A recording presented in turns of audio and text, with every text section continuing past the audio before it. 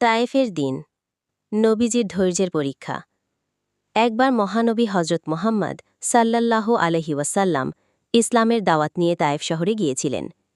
তিনি মানুষের কাছে ইসলামের দাওয়াত পৌঁছে দিতে চেয়েছিলেন, কিন্তু তায়েফবাসীরা শুধু দাওয়াত প্রত্যাখ্যান করেই ক্ষান্ত হননি, বরং তারা নবীজি সাল্লাল্লাহু আলহি ওয়াসাল্লামের সঙ্গে অমানবিক আচরণ করে। তারা নবীজিকে অপমান করে শহর থেকে বের করে দেয়। এমনকি ছোট ছোট ছেলে মেয়েদের দিয়ে তার দিকে পাথর নিক্ষেপ করানো হয়। তার পা রক্তে ভিজে যায়। শারীরিক কষ্টের চেয়েও বেশি ছিল এই মানসিক আঘাত।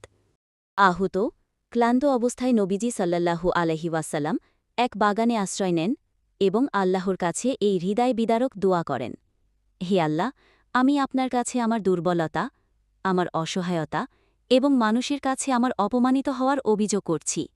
এই সময় হজরত জিব্রাইল আলাইহিস সালাম এসে বলেন, হে রাসূল, আপনি চাইলে আমি এই তায়েফবাসীদের উপর পাহাড় ধসিয়ে দেব। কিন্তু নবীজি সাল্লাল্লাহু আলাইহি ওয়াসাল্লাম বলেন, না, আমি আশা করি এদের পরবর্তী প্রজন্ম একদিন লা ইলাহা ইল্লাল্লাহ বলবে। ধৈর্য ও ক্ষমা হল একজন মুমিনের প্রকৃত শক্তি। নবীজি সাল্লাল্লাহু আলাইহি ওয়াসাল্লাম কষ্ট পেলেও প্রতিশোধ চাননি। তিনি মানুষের হিদায়তের জন্য সমস্ত কষ্ট সহ্য করেছেন। এটি আমাদের জন্য এক মহান উদাহরণ যে আমরা কখনো হতাশ হব না আর মানুষের ভালোর জন্য ধৈর্য ধারণ করব।